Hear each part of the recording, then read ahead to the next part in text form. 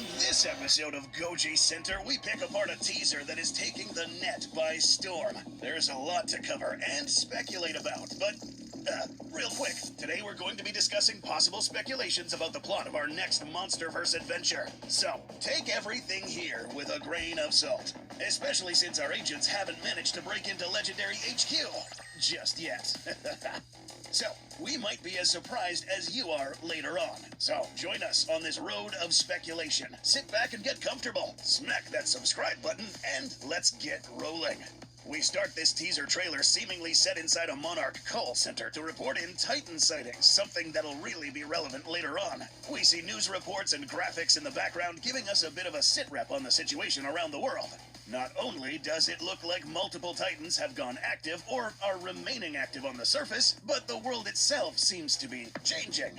The Great Pyramids of Giza, the oldest and only wonder of the ancient world still around today. Constructed over 5,000 years ago, the largest towering even over Godzilla. Tombs and mausoleums to ancient kings were the tallest in the world for nearly 4,000 years, and someone is making them into a casino. Either because they're trying to relocate after the female Muto tore a hole through and terraformed Vegas, or because nothing is sacred anymore.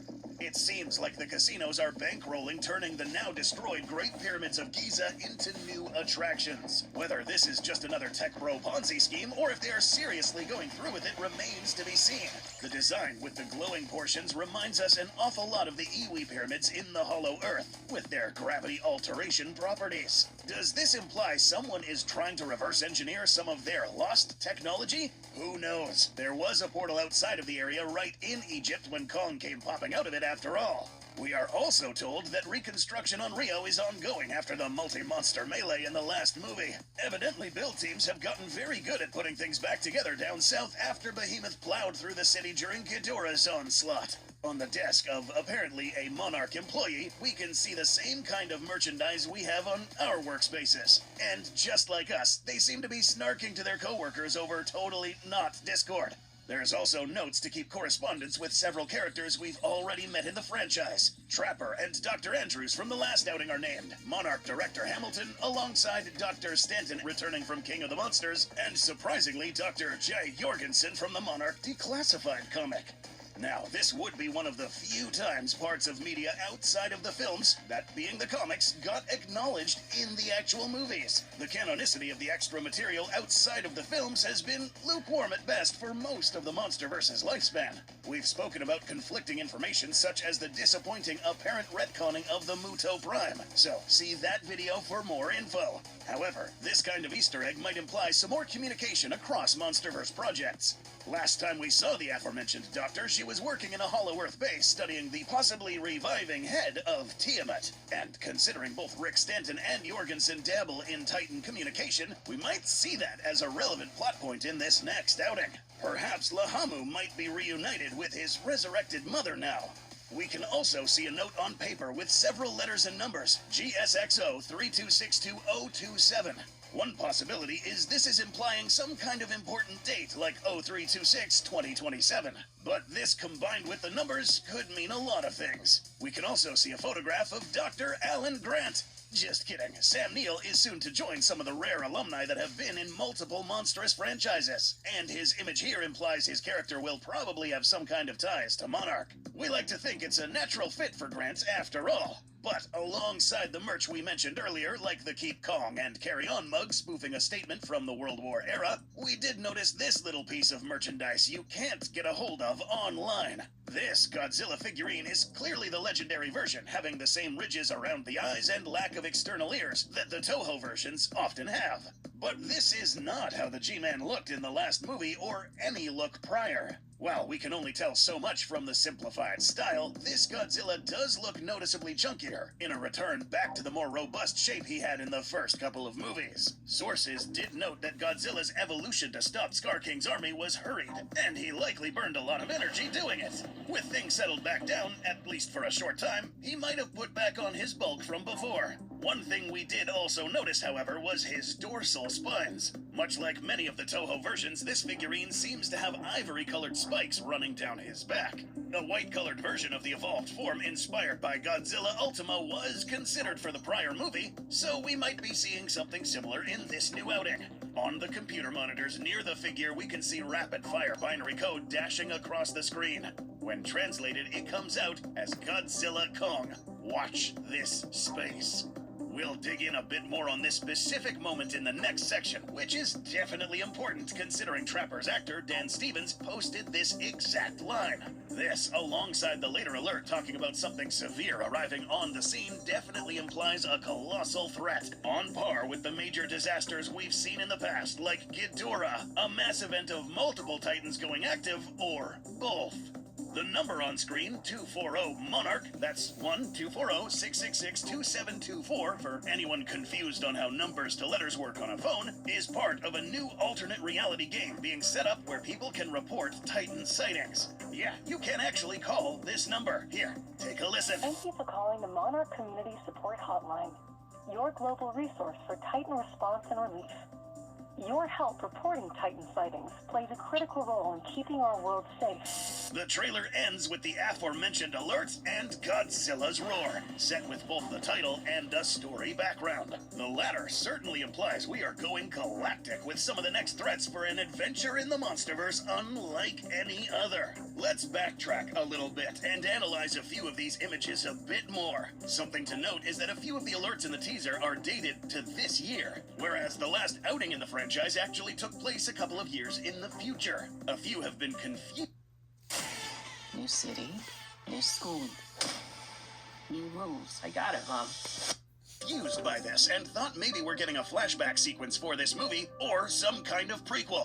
We, however, think until given reason otherwise, this might have just simply been an oversight by the teaser developers. If the movie is entering production now, then what we are seeing is probably not going to be a major sequence in the movie, and was likely brewed up specifically for the teaser. The fact that the 2025 date is roughly at the same time the teaser was released further makes us think this is the case. In other words, don't read too much into the date, especially since Rio and the pyramids are being rebuilt. Otherwise, this is just a major retcon and a deplorable debut of this new outing. When we left off in the last movie, our titular Titans and their allies were arguably at the best they ever were at. Godzilla's enjoying a new home after evolving into a new power greater than anything he had before Solo. Mothra is back in action and likely protecting both the surface world and Iwi Nation. And Kong is enjoying his status as a liberator and champion of the Great Apes, lord of his armies, with both an adoptive son and sidekick in Zuko and a powerful ally in Shimo, set to rule over areas of the Hollow Earth as King Kong. The human side of things, outside our main cast, however, well, that gets dicey. World governments are wanting more and more in the Hollow Earth, and Monarch might risk being stretched thin. And with a new power player on the scene doing what she did prior, we might be at a tipping point even as Scar King's cold shattered remains thaw into monkey soup. Shimo might be a typically docile and calm Titan, but she is still a massive powerhouse and carries immense destructive potential, with some of the most destructive ones being at Rio, Hong Kong, DC, and Boston. With this kind of escalating devastation, even if the blame could be mostly put on groups like Alien Titans, Apex, and Scar King, numerous governments around the world will say enough is enough. It may not be Monarch's fault these kinds of brawls are happening, but within a decade the world has gone from virtually no monster attacks to constantly escalating ones. More benevolent kaiju like Behemoth, Mothra, and Kong might be off the hook, but potentially devastating destroyers like Amulek and Rodan have been at large for years. The attempts at anti-kaiju weapons like the Oxygen Destroyer, Mechagodzilla, and the Titan Hunter might have been just the start. All this devastation would encourage just about every government to remain anything but idle. So we expect even more sci-fi tech to try and even the odds, or incursions into the Hollow Earth for assets and resources, either for defense, or, as one of these Showa-era movies was titled, Destroy All Monsters. But we don't think humans will be the primary threat for our main kaiju characters this time. When people are in tough situations or looking for a chance to get ahead, they'll often try to take advantage of any strength or opportunity they see, no matter who is offering it. And there are some possible villains who just might make the offer. Both the space-themed title and text from the trailer is a pretty good hint that we should heed the advice to, watch this space. It may not be a coincidence that this is the same kind of line you would see out of a 1950s or 60s alien invasion movie. So far, King Ghidorah has been our primary introduction to aliens in the Monsterverse. But just like the Showa era that legendary series seems to be taking a lot of cues from, we don't think the one who is many will be the last extraterrestrial. What you're looking at is a supposed leaked set photo, courtesy of Mr. Goji54, showing an unusual lighting array in a wide open space with a lot of lights. Possibly a clue. This sort of setup is to help establish consistent lighting for the actors' scenes when filming a CGI light source above them to be added in later. What we see here could be simply just physical lighting for a CGI monarch craft, or it could be something not of this world at all. The fact the trailer put focus on Sedona, Arizona, a place long associated with alien lore, to the point they host regular night vision UFO tours, might be implying a few things. Yes, this might finally be the time to introduce alien races into the series if they're ever going to take that route. And one very common through line from the Toho films is that the aliens often act as infiltrators, either looking human and faking benevolence or pretending to be human with disguises to set up their operations. And if the M-Nebulans could get away with setting up a fake theme park with a Godzilla-shaped laser cannon to summon up monsters from deep space, and we're in a setting where pyramids can have fantastical powers, that renovation at Giza may or may not be something much more sinister.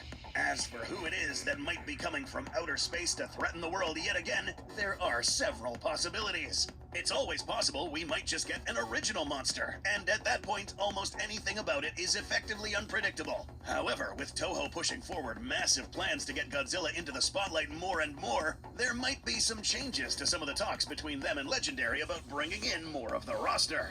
Toho monsters like Rodan and Mothra have been showing up more often in recent Monsterverse projects. The second DC crossover comic, for example. After some confusion about the rights briefly led to Mothra getting replaced with an original kaiju, Phosphera, during the production of the last movie. So, an original monster can never be ruled out. But time seems about right to bring in some of the old guard, and one Cyclopedia slasher makes for an obvious pick.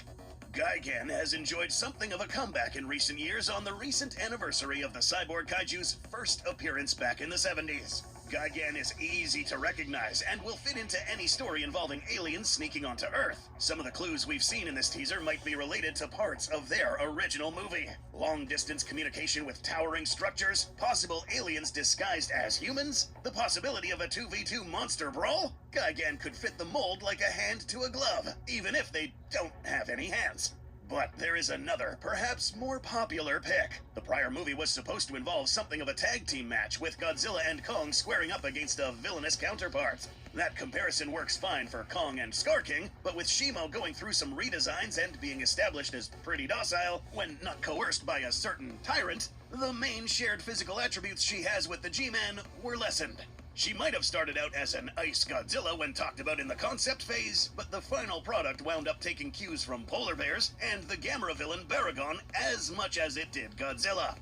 And with statements that they want the plot to focus more on Godzilla after Kong enjoyed sitting in the protagonist seat for the last 2 movies, it only makes sense now to introduce an evil distortion of the surface world's Alpha Titan. Supernova cast member Alicia Debnam Carey did post this particular string of images in their social media alongside the trailer. 2 women sending a call about something involving a shooting star and dinosaur. Could easily be a misdirect, or it could be a clue considering that is exactly what happened when Mothra's fairy sent a warning about the arrival of the titular villain in Godzilla vs. Space Godzilla.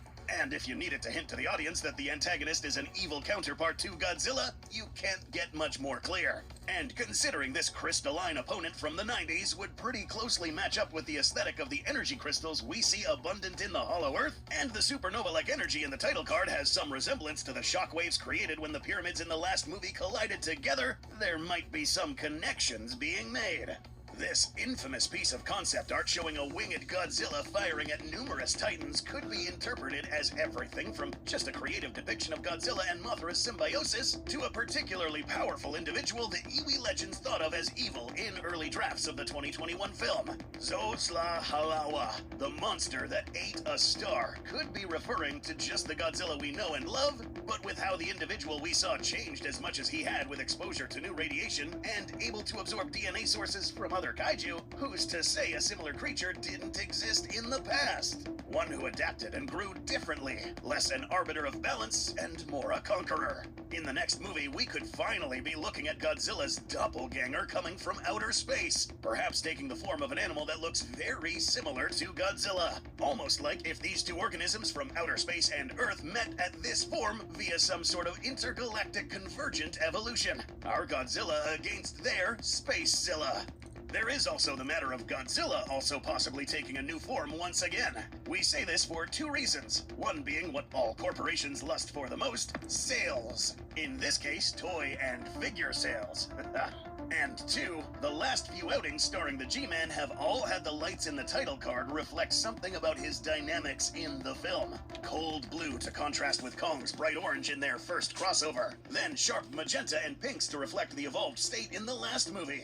We've been covering the Monsterverse for 4 years now, and we're starting to pick up on a pattern. If this trend continues alongside the possible hints in this trailer, we might be looking at Godzilla taking on a brand new form yet again.